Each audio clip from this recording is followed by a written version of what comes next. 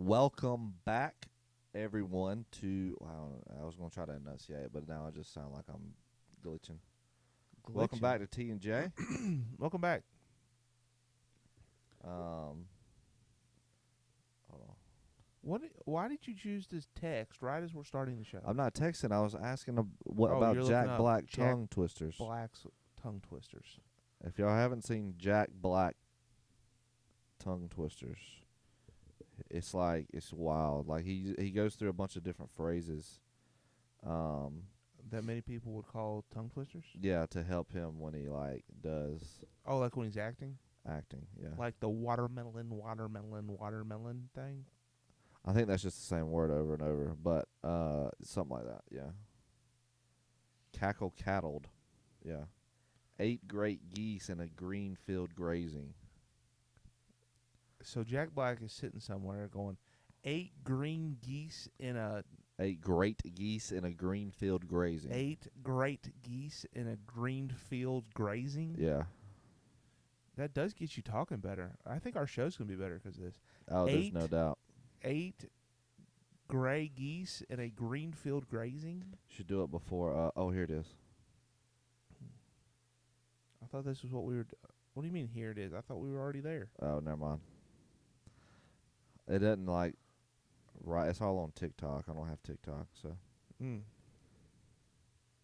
Betty Botter bought a bit of butter, but the butter Betty Botter bought was a bit bitter and made her batter bitter. I've heard that one before.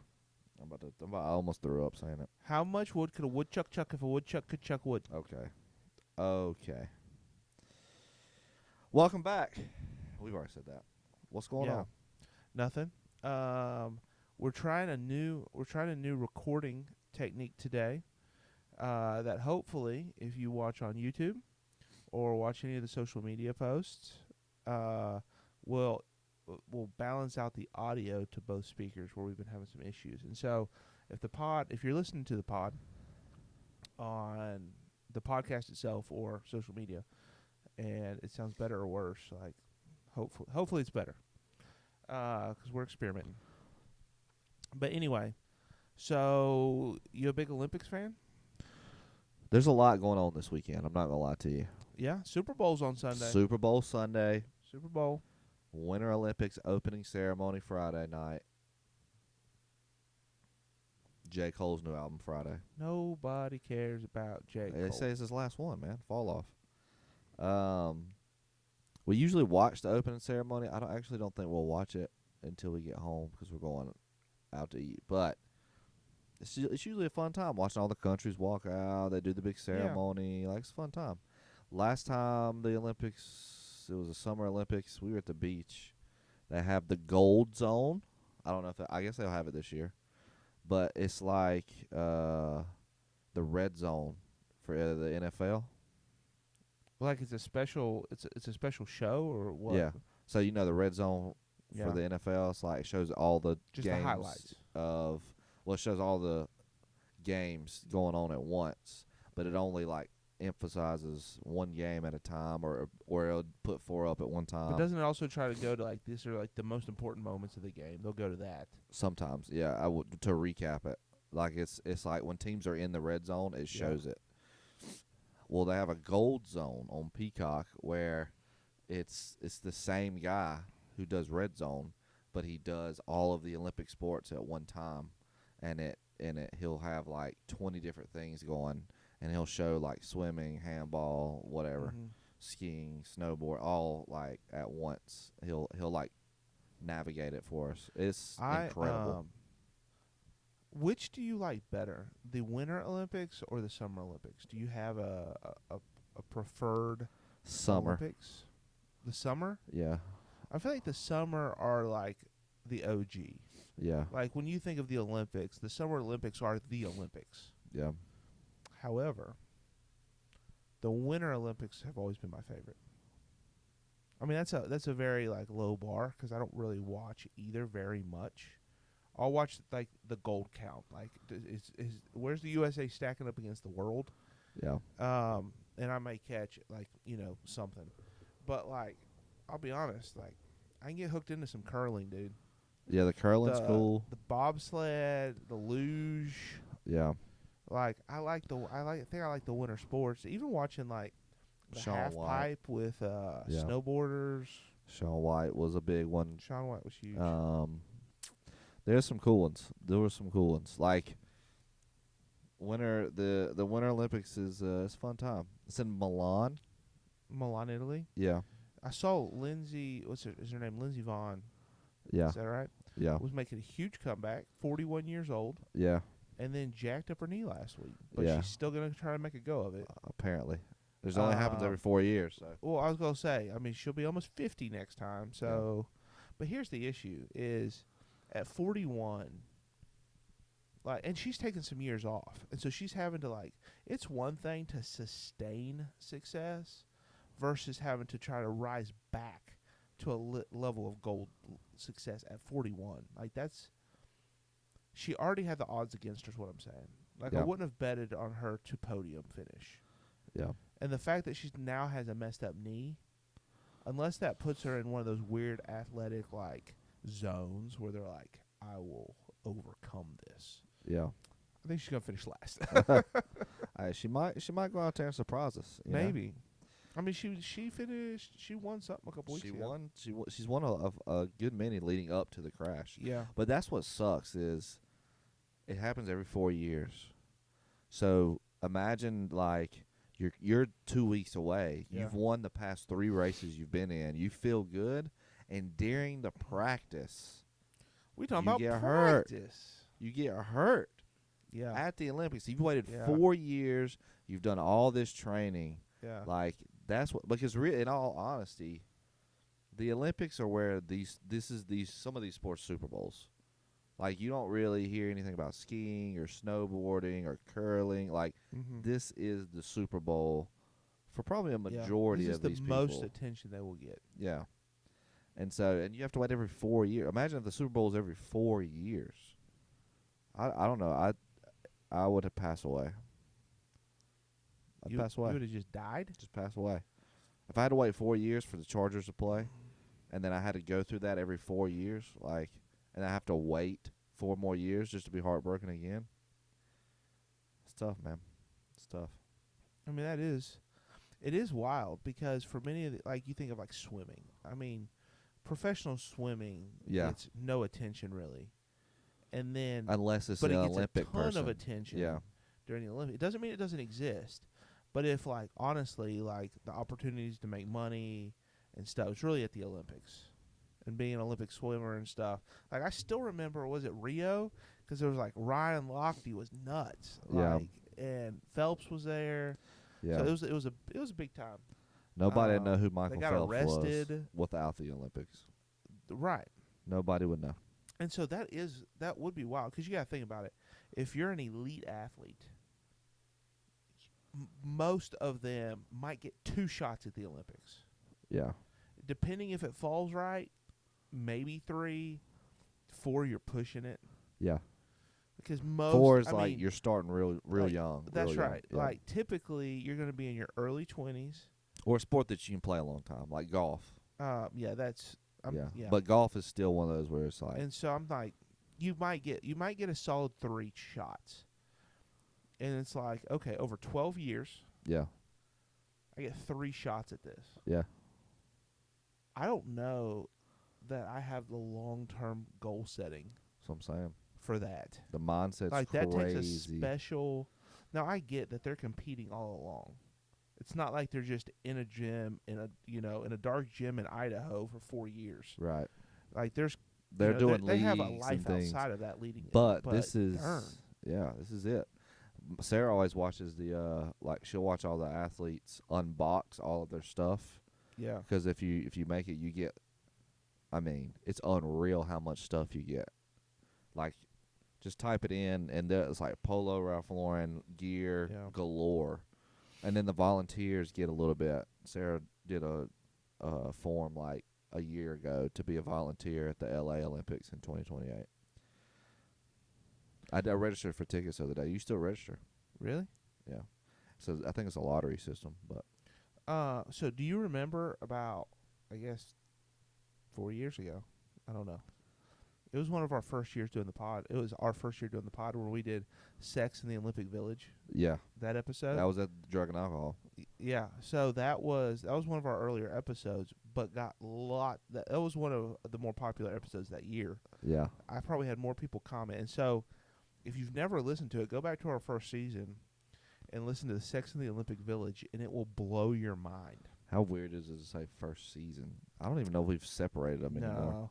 What's funny is we started the podcast in the middle of the year, but I just look at it in years. So like every January 1st, a new season begins in my head. Well, you know what else we did our first year? Dirty Brew Review. Dirty Brew Review. You got us a little something special today? So today, I have a Christmas present from my brother, John. Shout out to John.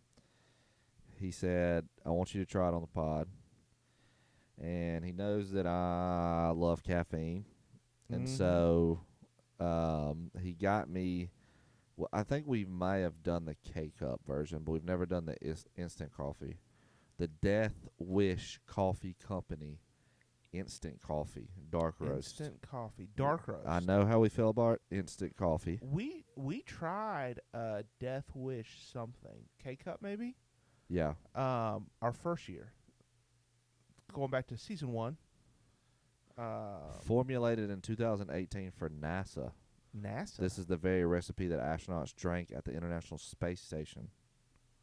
I don't know that I want to be in a space station and put that in my Oh, body. it'd be my worst nightmare. You'd have to drug me up to live in the international. Let's try this and we'll talk about it. Let's try this. All right, we're going in. What's that? First sip feeling? First it was. I hope it's made right. This is what the astronauts wanted?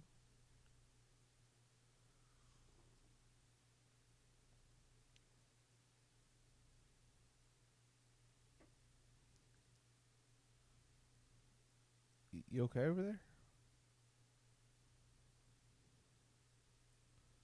You got a hair? Yeah. Whose hair is it? I hope it's Sarah's. Might be mine.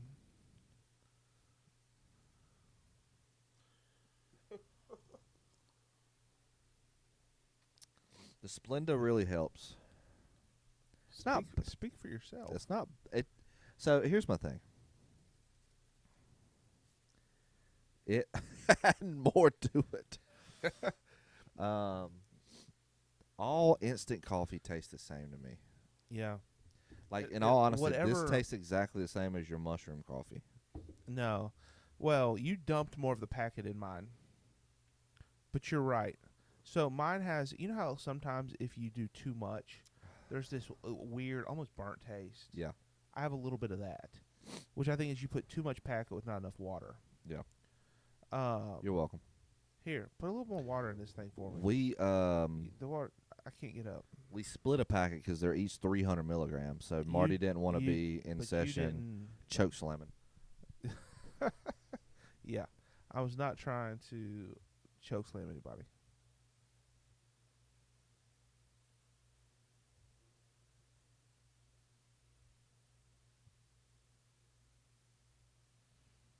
That's good. That's good. Just a little bit. A little splash. All right. Let's see if that impacts this Death Wish coffee any.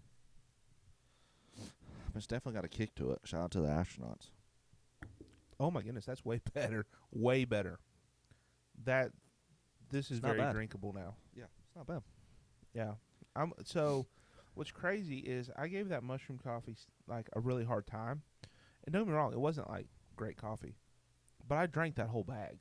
Yeah. Like it was what I realized, so on the bag itself, it says you should add creamer and sweetener to this to make it taste they wouldn't say it tastes bad and this will make it better. What it says is to make your drinking experience more pleasurable. Yeah. Think about adding creamer and sweetener to Rise Coffee. And I was like, if the makers of it are suggesting this, they might know something. They might know something. And I did that, and it was like it's a very mild flavor. It's very, very mild. Yeah. But it was good. Like honestly, I scored it. What I scored like a 0.9 or something. it jumped to probably at least a 3.0 when I did that. I mean, you did a whole. It's probably more than that. You did a whole. That's actually not bad. Yeah, That's not bad. Once it gets a good mix, it's not bad. I'd give it a 5.3, 5.4. So I'd give it a little better than Folgers. when I first hit it, when I first took that sip, I was like, "This is horrible." It was too much coffee, not enough water. Put that extra Splenda in here and a little more water. Money. I would take this over K cups. I'm not a huge K 5.7. cup. I'll give it a 5.7. Yeah, it's not bad. It's probably the best Um, instant coffee we've had. Is that even a question? It's the best instant coffee we've. I yeah. can't remember the instant coffees This we've is had. better than some coffees. Yeah. Like if you gave me this, Yeah, I'm not a big fan of the K and made the cups. same thing with my K cup Yeah. from Amazon, I wouldn't be able to tell you the difference. Man, I forgot your box again. What box? I have a box of K cups for you Oh yeah, that we don't use thanks. that Sarah got as a gift. Thanks for nothing. I'll bring them next time. But hey, listen, John Martin, great job. Yeah. Top tier instant coffee. This is really good. So- like seriously, I would buy this I would do to it take again. it on a trip. Yeah. 100%. I would do it again. You can have some. I'll say if we were only ranking instant coffees, Be number one. I would give it like an 8.3 instant coffee taste. Mm-hmm. Death Wish, you did a good job. Shout out to the astronauts. So that is one of my worst nightmares. Like the whole situation. Being an involved. astronaut? I don't like roller coasters. Number one. What is wrong? Just hold on. That's like, let's talk about being an astronaut. But before we do, Hold on. submarines Hold scare me. on. The dolphin is coming back up for air. So I'm thinking about the whole process to get to the International Space Station. So then you got to load up in the spaceship. And then you Yeah. got to take off into space. And then you got to break off 3 or 4 times. I don't know how it goes. And then you have to connect to the International Space Station. Yeah. And then you have to get on. But the issue is once you get on, like I watched a YouTube video of a tour. Like it's not a ship. Like people like you're not walking around like a giant spaceship. Like you're floating around like this tiny little ball. Pod. Yeah. For years. Years. Or however long Most they're of up there. them are up there like 2 weeks. No, it's like 6 months to like a Is year. it? Are there people there all the time? I think so. And the countries trade out, I think. And so imagine like, oh yeah, well, got to load up, and Is then that you got to a, like is shoot that like back a hidden down. page on Travelocity? Only like you have to be a country to access it. It's like reserve your slot in the space station. Let's see what's available. They can have my slot. How long do people live in space? That's On the International Space Station. Is there a national space station? If there's an international, Like an American space right? station? Is there another one where it's like 6 months 6 duration. months? Yeah. 6 months. What What are they doing? But stays can extend to nearly a year or more. I know some people got trapped up there recently. Yeah, because sometimes the mission fails to get to the ship doesn't get to the station or something. I don't know. Here's Whatever that my means. question: how much food do they keep on hand? They eat the astronaut food. Yeah, but like how much? Like, my guess is every time they go up there, they take a new supply. But like if they're going up there for 6 months, my guess is they have to have enough food for 18 months, 12 months. Like they have to be. It's not like we can just run down to the store and refill. It says it's this big, but when I did the tour, it wasn't this big. It says it was this big, as if we all know what this big is. Sorry. The International Space Station is larger than a 6-bedroom house with 6 sleeping quarters, 2 bathrooms, a gym, and a 360-degree view bay window. Yeah, but think about this: a 6-bedroom house. Like you've been to my house. It's probably the size of like my house. And it's all it's that big, but it's not all that all that space is not walkable space. Right. Yeah, But yeah. think about this. Like, think about what if I told you you're trapped in my house for 6 months? You'd get a little stir crazy. Yeah. I got stir crazy and I was snowed in for 4 days. 1 gallon. The water recovery system reduces crew dependence on water. I want to know how many months worth of food. Ask them how many months May of I ask food do Chat they? Yeah, GPT? ask AI. I feel bad now. We'll get to it. All right, hold on. I want to know how long they have to have food on supply. Because how bad would it be if you're like, we're freaking running out of food, and it's like, I'm sending Joe to the grocery now. Well, that's great, but he's 6 months away.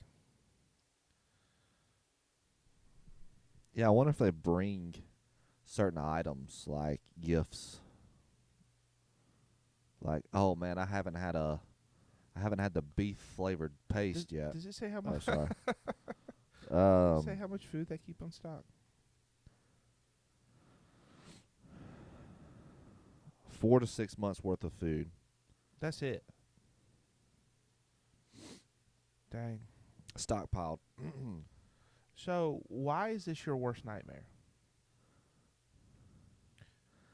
Because what you described is really no different than flying somewhere.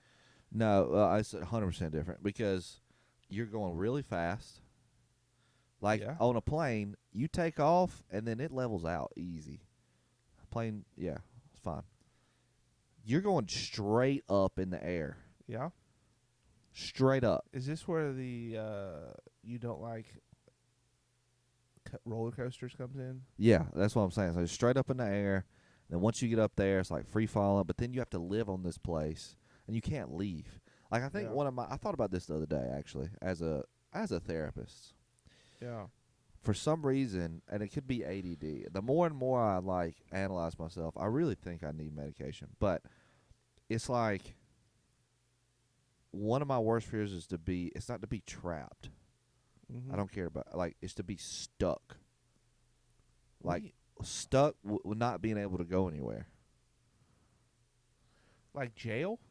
No, I mean, Would sure. jail qualify for that? I mean, maybe, but not like, kinda, like knowing that I'm going to be somewhere for a very, very long time and not able to do anything about it. Well, good news. Looking at your professional career, you haven't made that a problem. Hey, well, first of all, my last job wasn't a choice, so, but yeah, we talked about that a few podcasts ago. That was actually one of the points we talked about, like longevity. Yeah. But I'm getting But to you're a place. scared. You're scared of being stuck. Yeah, stuck, like literally stuck, like literally. So, like if we were stuck in this room for 5 months. so what would happen if you were on an elevator don't and all of know. a sudden it just jammed? I wouldn't freak out. Because it might be like 4 or 5 hours. It might Yeah, be no, 30 I'd be minutes. fine. I wouldn't care. That wouldn't bother you. I wouldn't care. But maybe it's not stuck. Maybe it's something else. Because the idea of being trapped Because I'm gets me. comfortable. If I'm comfortable, like Like the idea of being actually like like the claustrophobia thing. I've never really been like a claustrophobia person. Like you could put me in a closet right now, I'm not gonna freak out. But the thought of being stuck and I can't move, that sends me through the roof mentally. yeah, So the idea of like crawling, like you ever watch those? There's a term for it. Those dudes that like dive in caves. yeah, Like and they it's go- like the and little. it's like literally, it's like a snake slithering. Yeah, and that- they have yeah. to get in contorted Not spaces, doing that. Not doing that. and or like they're having to like slide backwards through these weird, and like they get trapped. Like And just like rescue missions and stuff I have too. to stop watching those videos Yeah, because my heart's gonna start to explode. yeah. When it's Or too the when it's idea too of, like, close. Yeah, Crawling under a crawl that space of might a be house. what I'm thinking about. like going under a crawl space in the house, and all of a sudden I can't move. Yeah. Yeah. Oh my goodness! And Yeah. so a couple months ago, I was watching this TikTok on like medieval torture, or like in World War II, or like different times that there were like these torture techniques. And one of them was they would create these. Basically, there were cells that were just big enough that a person could stand up in it, and they shut the door. You couldn't stretch your arms out. You couldn't sit down. You were just standing there. And that's how they would torture you, because you would just stand there 24/7. There's nothing you could do, so you couldn't sleep hardly. Oh yeah, that's it. That's it. That's it. That's it. Oh, That's it. Check me off the list right there, dog. I would like that. Check me I out. would go insane. I would start dissociating. I would probably try to hold my breath as much as I could. Just hold your breath. Yeah, until I just die. So like to me, being in It's a not jail possible, but- cell. Don't get me wrong. I'm sure it would be hard. But if I could stretch out, sit down, lay down, stand up, do jumping jacks, if I could move, I'm going to be okay. But that idea of just being like mummied Yeah. and like you can't move, Yeah. or like the idea of a straitjacket. Yeah. Ooh. Maybe it's not being stuck. Maybe it's having this thought that I can't change if I need to. Yeah. I don't know, but I'm just telling you right Man, now, This is insightful. it's not doing good things in my heart as we speak. Yeah, there's no, that there's sounds terrible. You know that like at the bottom of your sternum, there's that little soft spot where hiccups happen at the top of your stomach, where your diaphragm is. Anyway, there's a giant knot right there, right now. For me. Yeah, I used to have a gallbladder right there. Oh, okay. That's also one of the worst things I've ever experienced. Gallbladders? Hiccups. Oh, I hate hiccups. I do too. Have you ever gotten hiccups in a counseling session? No. Last week it happened to me for the first time. Throughout the whole session? No, Or half the thankfully, session? and thankfully it was like a teenager that I was with, and like they don't care about anything. Yeah. And so, I I like just started hiccuping, and I was like, why? Like I was just sitting there normally, like nothing weird had happened, and all of a sudden I started hiccuping, and I was like, this is weird. So then you try to hold it in, and so And you're just and then all of a bouncing sudden the it's whole like a time. frog. It just Yeah. pops out. Thankfully, after about 2 minutes, it stopped. Like it was not a long-lived hiccup experience. Yeah. But it was like really uncomfortable because I was trying to pay attention and not distract from the session, and then every few minutes I like gobbled. Good thing it wasn't like somebody breaking down in front of you. They're talking. Talking about their worst traumas, and you're just over My there. wife just left me. I don't know how I'm gonna live. And I'm Yeah. over here gobbling like Yeah. a turkey. Will you hold on just 1 second? And you go over to the sink and like pour a cup of water up your nose or It's something like, to get don't rid of it. mind me while I stand on my head eating peanut butter over a knife. Yeah. kind of. Yeah, like you just give me like continue talking. I'm listening. And you're just like just drowning yourself with water so that you stop. Yeah, that'd be classic. So all right, the Keurig that I have, if it gets low on water, I don't think you can see it, but on this side, inside the water reservoir is a blue light, and it starts blinking when it's low in water. And so sometimes I'll make a cup of coffee before my session. I'll grab the coffee and set it down, and then I'll sit down to start the session, and out of the corner of my eye, it has went to too low. Because after, like, anyway, I'm with you. and I'll be sitting here in session, and she's going bloop, bloop, and I'll just stand up in the middle of session, walk over there, and people look at me. I'm like, sorry, I gotta turn this off. It's blinking, and I mean, it drives me nuts. Mm. So anyway, what you got on your mind today, Josh?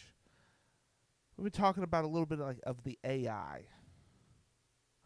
AI. So speaking of water.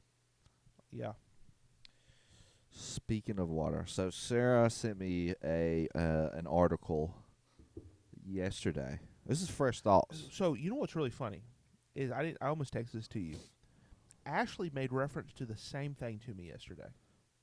After or before? Before. Oh, really? It must be a new like Yeah, I think it. I think it is. a But new it was new just thing. funny to me that I mentioned something about AI, and she's like, "Them data centers using the water," and then you literally texted me, and I was like, "What? I guess our wives has too much free time."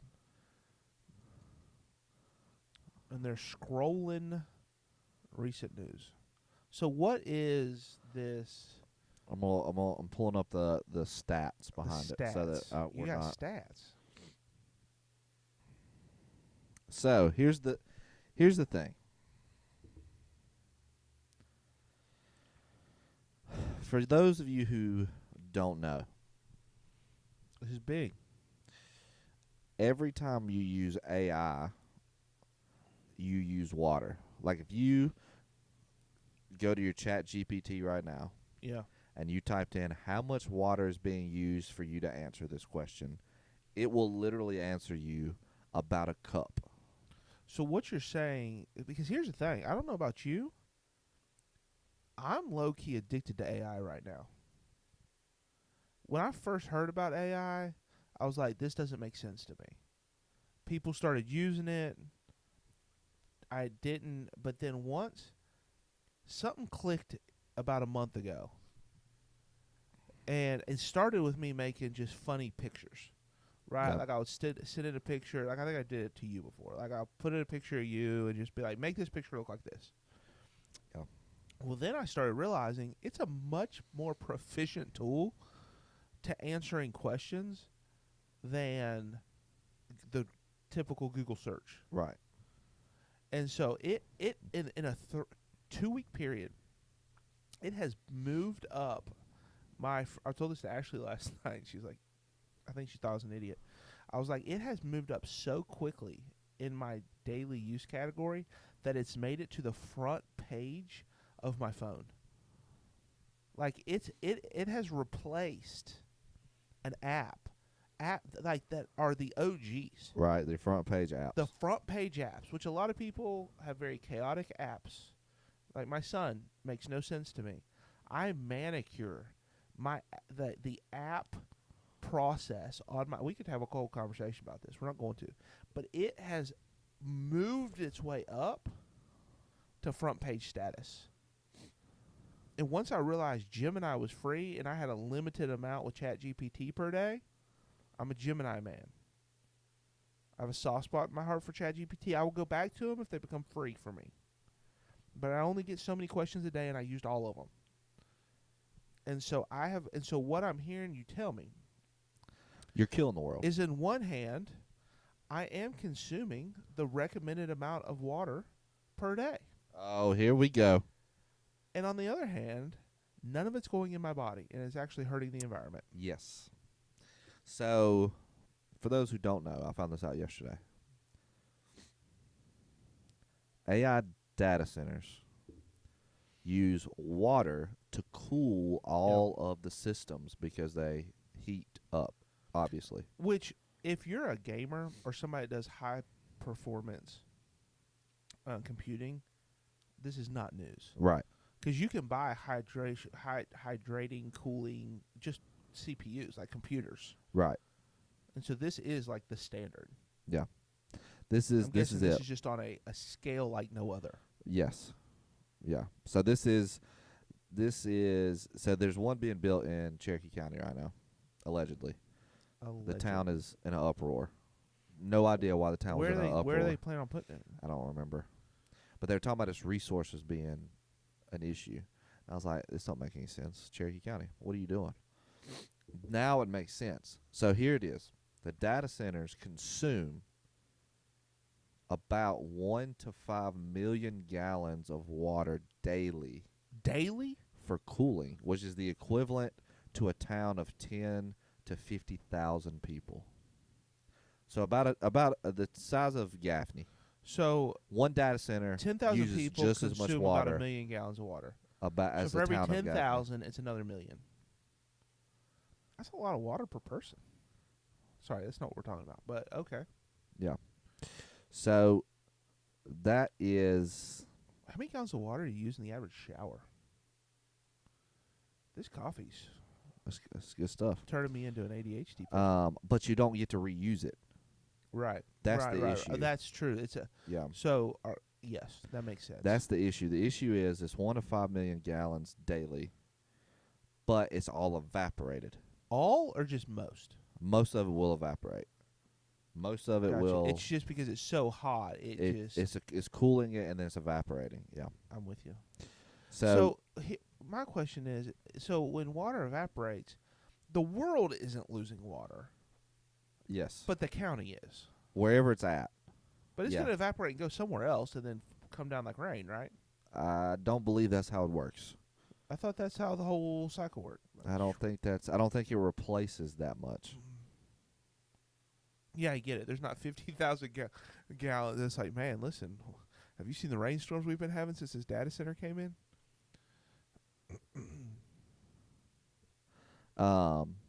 It said let's see, global AI water consumption. It's projected to reach 4.2 to 6.6 billion cubic meters by 2027. Okay. The whoever water environmental whatever aspect announced an emergency global water shortage with the continued use of AI. So, you said something to me that I thought was interesting. That I think is kind of how we're going to pivot Shift. this. It's just a fun fact. So the fun fact is these data centers are using substantial amounts of water. That in the towns that they're placed, they're putting them at potential water crisis levels. Yeah. Over time, and with the basically kind of indefinite rise in AI, so the indefinite demand that's currently present, it's just going to perpetually create this problem that impacts. Really, it's an international concern. Right. Eventually, right now, there's probably some local spots that may be being impacted, but when you look at it longitudinally, but that's not what we want to talk about. We're not here to debate water usage in the Middle East. What was the thing that you said to me that I was like, that's actually an interesting observation or thought about it? Do you remember? The connection? Yeah. Oh, ChatGPT is the Antichrist? No. About us as humans. Oh. So it led to the thought of, as we were talking, we kind of both landed on nobody will really care. At the end of the day, I literally just used it and knew it was going to waste water. Like, I literally just used it, don't care. Which, you said Sarah last night typed in, how much water are you using to answer this question? Yeah, and it was that cup of water. 1 cup.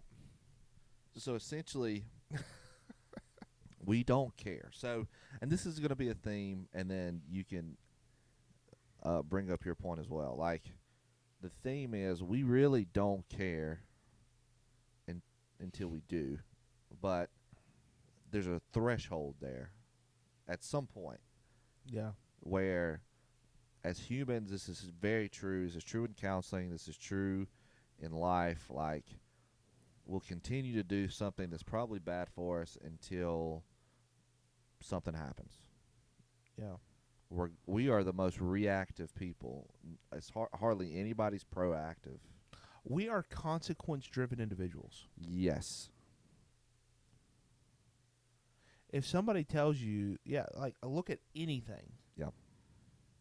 You know, almost always, it's like, as long as that resource is available, it has to hit a critical mass,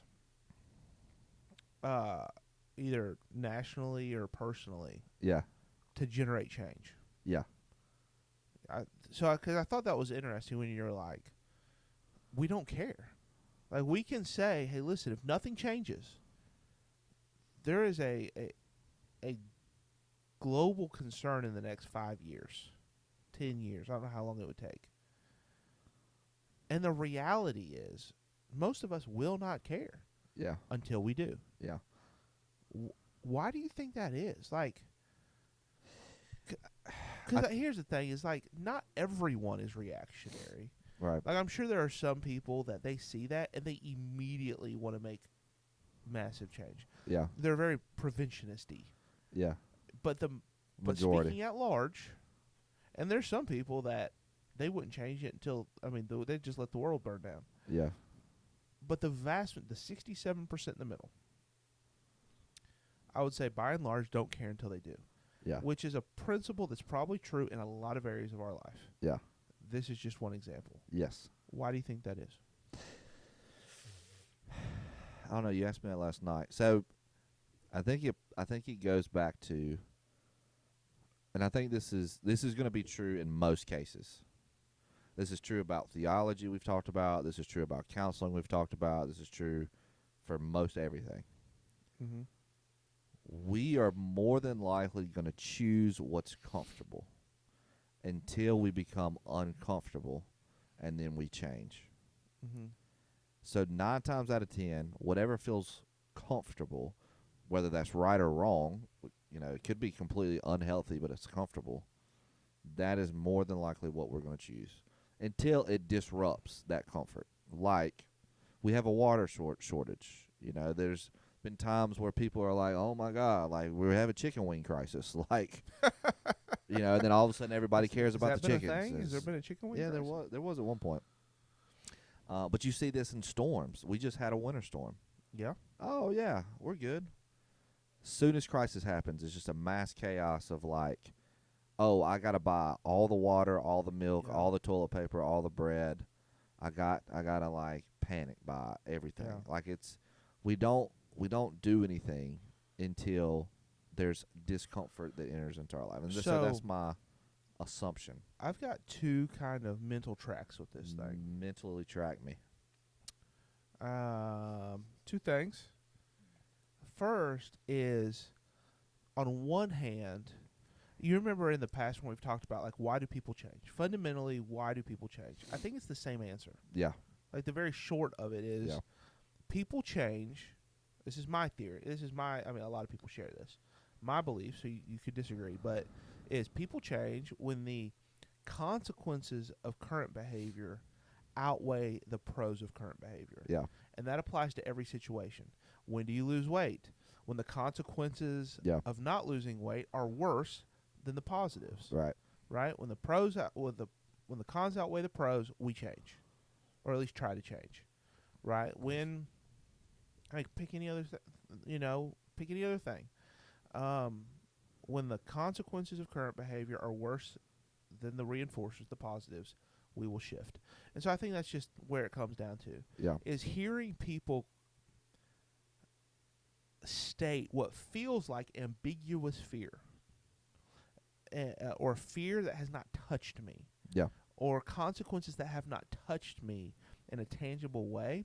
Yeah. Enough to connect with me.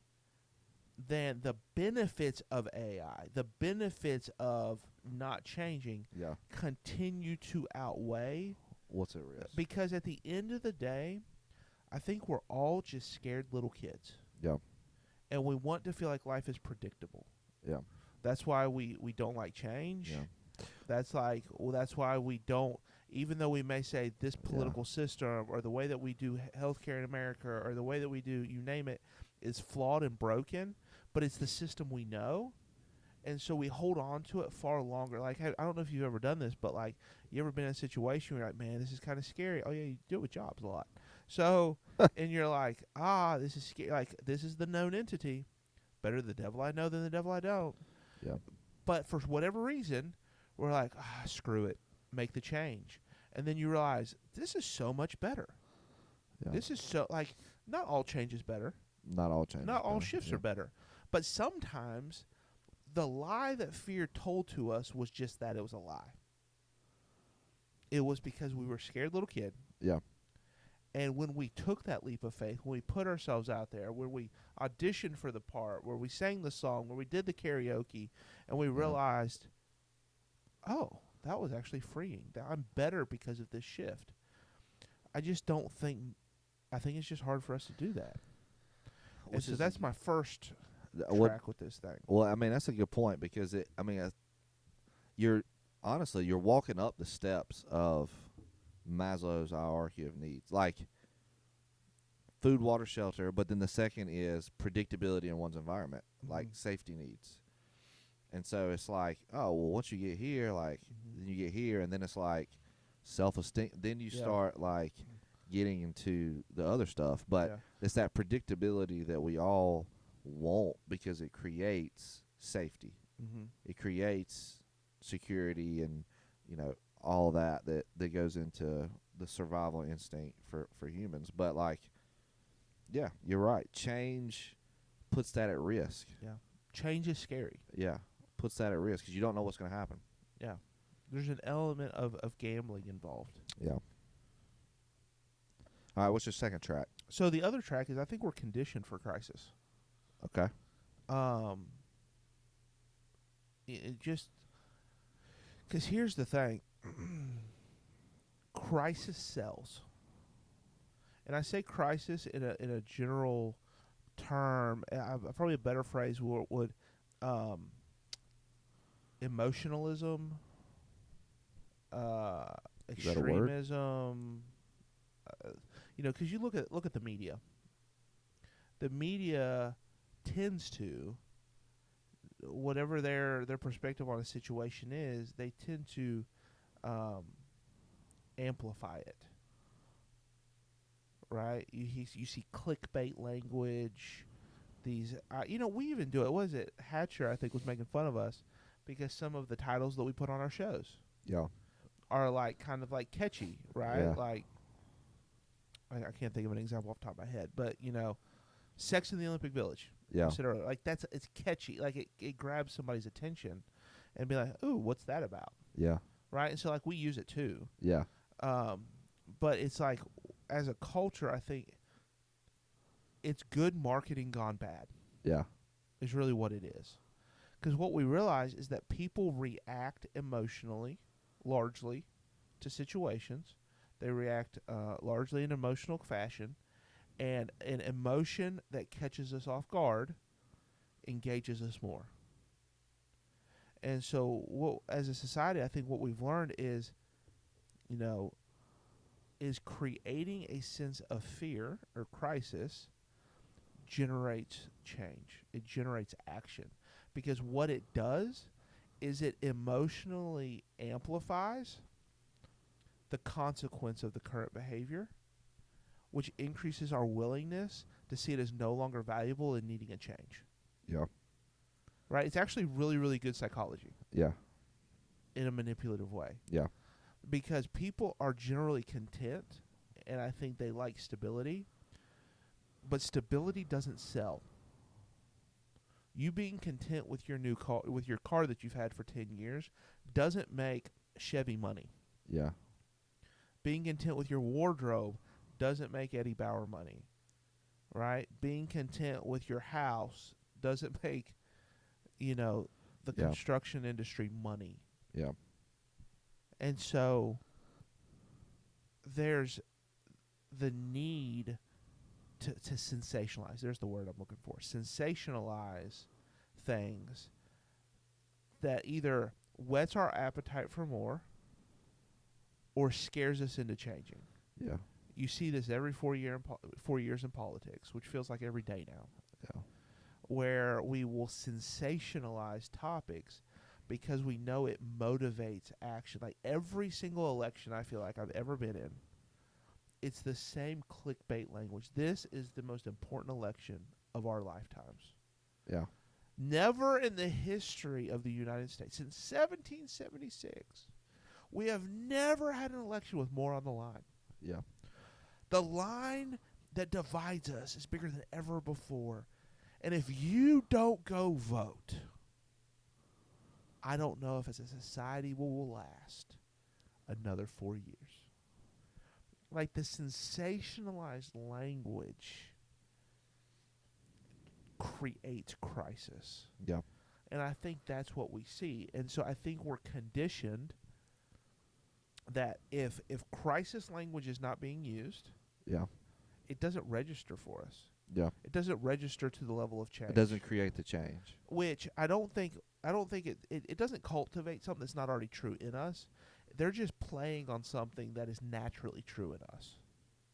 And that we tend to go with comfort, safety, security. And so they've learned crisis language, but then what it does is it also cultivates, it trains us, it behaviorally trains us to look for crisis language to register as I need to do something. Yeah. If that makes sense. Yeah. So I got 2 thoughts. Oh, 2 thoughts. counter me with two more. No, it's a piggyback. Piggyback. All right. 'Cause the opposite is also true in the sense of like This coffee's really good. people sometimes sabotage stability because it's comfortable. Yeah. So like it's whatever people feel is normal, what they feel is comfortable, what they perceive is stable, even if it's not literally That's stable. a fair point. If you grew up in crisis feels correct. Right. And so you end up like messing everything up. And Yeah. so like either way, I think this goes back to your point. Crisis sells either way. It either provokes you because it's comfortable or provokes you because it's dangerous. And so it sells. Whereas stability doesn't Like really we're do either that. trying to pursue it or avoid it. Either way, It draws you to it. it impacts us far more than we like to admit. Yeah. Yeah. Yeah. Like the part that stands out to me the easiest is a lot of the East Coast last year was impacted by the Hurricane Helene, right? Yeah. And it blindsided literally everyone. Like no one saw coming the devastation that occurred. Yeah. And on so that many people were not prepared, right? Myself included. And so a couple weeks ago, we had back-to-back winter storms come through. So prior to the first one was going to be an ice storm, which promised significant impact. Yeah. Right? Potential power outages just because of the ice. And there was a crisis response that was partially motivated by our dear friend Chris Justice. Shout out. Shout out. Chris. Just the reality of, hey, listen, this is dangerous. Make sure you have supplies on hand. Yeah. But more than that, I think the emotions of Helene are still fresh. That feeling of being without power for 1 or 2 weeks. The feeling of, oh crap, I don't have propane, I don't have gas, I don't have a generator, I don't have a chainsaw, and there's trees down everywhere. I don't have, you name it. And so there was a bigger rush to purchase these supplies. I mean, myself included. Yeah. Because that memory of don't take it for granted. Don't assume it's not going to be a big deal. Because that's what I did. I was like, hurricanes come through all the time. No big deal. Yeah. Right? And it was a big deal. Yeah. And so it's like, I don't want to get caught with my pants down again. Yeah. And so I think that crisis language, especially in light of other crises that have happened, motivates us to change. Motivates us to change. When Right or I've wrong. had a year. I could have been buying supplies for a year. Yeah. Right? Yeah. But it's not until I feel the crisis Yeah. that it's like, oh, it's worth spending that money. It's worth doing that thing. It's worth, Yeah. True. Which plays into last thought. Which actually we could go a long time with this thought. I know we can't. But last night I plays let the liquor perfect go. What? into the theology of hell. Oh, not this. But think about it. Okay. Oh, fear. Crisis promotes change. Yes.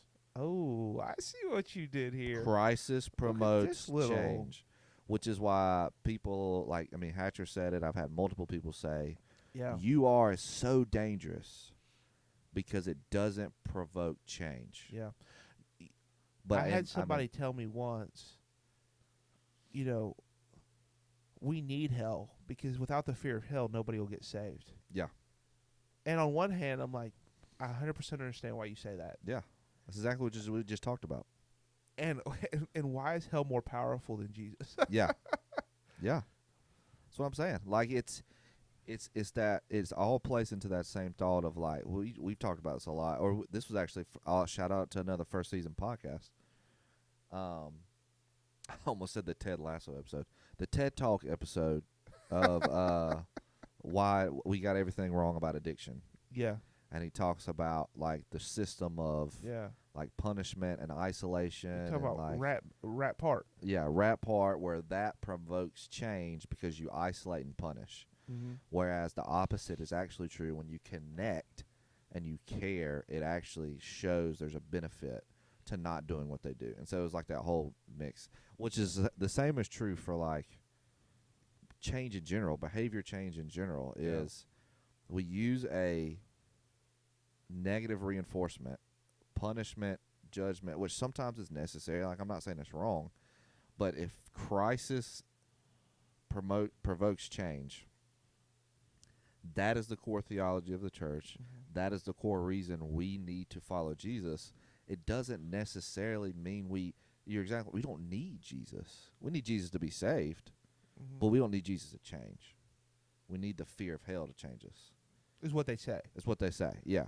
Like You're not co-signing that. if hell's there, I mean, I've talked about it before. Like you're more scared of hell, Right. You're more trying to avoid hell than find Jesus. right, than to be like you're being Yeah. like Christ to avoid hell. Yes. Like that That's is like saying I'm not actually a rule follower. I'm just begrudgingly following the rules so I don't get in trouble. so I don't get in trouble. Right. It's Which like at really its what's core, motivating me right. is the avoidance of punishment, not the pursuit of pleasure or whatever. Right. Yeah, exactly. Like it's self-centered decision making. Which is actually, I think, heavily influenced by our culture too. Again, it's a theological rabbit hole we probably don't need to go down today. We're almost out of time. But like, you're right. Like at the end of the day, research and psychology and experience tells me we pursue pleasure. That's why we will continue to do something until it doesn't work for us. Yeah. We are dopamine addicts. We are like, that's actually what motivates us the most. But we live in a culture that sometimes I think believes, especially in some circles, that says we need a consequence to create change. Yeah. When really that's one of the most least effective forms Yeah, of change. it is. Yeah. Right? It's positive reinforcement. Positive change is one of the greatest motivators that keep people going. Yeah. Consequences rarely do. Right. Right? Because and you can we think are of any example of this, right? Yeah, 100%. Getting healthy. Yeah. If you start to see your body change in a positive way, it fuels an ongoing commitment to change that can last indefinitely. If you're only exercising, eating right, or being healthy because you're hating yourself, Right. it will only last temporarily Yeah. and will ultimately lead you to more of the dysfunctional behavior that made you unhealthy. And it actually takes you in the wrong direction. Yeah. And so even though I think we have this belief that consequence is our greatest driver, but the reality is positive reinforcement is our greatest driver. Right. But we still react to crisis more. 100%. Yeah. It's a very Which is why backwards. the theology is so Yeah. backwards and people don't really see it. Like, I'm going to redeem myself a little bit. You gave me a lot of flack. This is the one statement that you were like, What did I? I think we cut the podcast off at one point. Did we? Well, yeah, well, it was a big I've thing. never given you a hard time about anything. That's true. So, the Hell podcast that we did, the first one, Yeah. very first one, Yeah. I made a statement that got me in a lot of trouble. What was it? God needs hell. Oh, yeah. This is what I mean. Like, I don't literally believe that, but God needs hell to change people. Is the theology that plays into this. Like, without hell, and this is why people give me a hard time, without hell, why would I change? I get that all the time. We've talked Yeah. about it. We've talked about it. We Yeah. went through it. That's what, Hatcher said. That's what, every pastor I've ever talked to said, well, what's the point? Yeah. And I'm like, exactly. That means hell is promoting and provoking your change. Anyway, All right. not going I'm down a with you. theological rabbit hole, but like, I think you're right. Where negative consequences motivate us more, even though to a certain extent, but not effectively, not effectively, temporarily. And so it is super effective in like political times, because it's like there's a vote on November 5th for president. And so they will ramp up this language because they know we don't need you to be politically engaged. It probably benefit from you being politically unengaged for 4 years, but then let's ramp up the fear language because we know we can get a temporary, like, can we mobilize voters? We literally only need to mobilize them for 1 day. Yeah. And so it's a very effective in that moment. Very temporary. I think that's huge. It's that's very huge. effective in the temporary. Yeah. When the reality is, this is powerful. And this goes to like, we're all being ran by a global cabal. Whereas if you created positive change through politics that got people engaged, Yeah.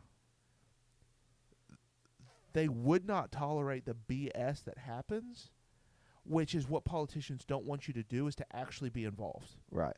Because then they start to lose power. Yeah. They start to be held accountable. Change starts to be present. Yeah. Right? And so they don't actually want you to be engaged unless it's fear-driven in a very specific moment where they can manipulate your feelings and then motivate you to make the decision they ultimately want you to make for them. Right. Yeah, I mean, it's yeah. I think So. temporary is a huge word because even from a health standpoint or a health change standpoint, we go for the temporary pleasure. Yeah. Man, this tastes good. It is full of Mhm. garbage. It's full of, Mhm. but it tastes good and it's easy. Yeah. And I think it's like that temporary choice of, I'm okay with just this. Even though it's hurtful, even though it's whatever, it gets me by. Yeah.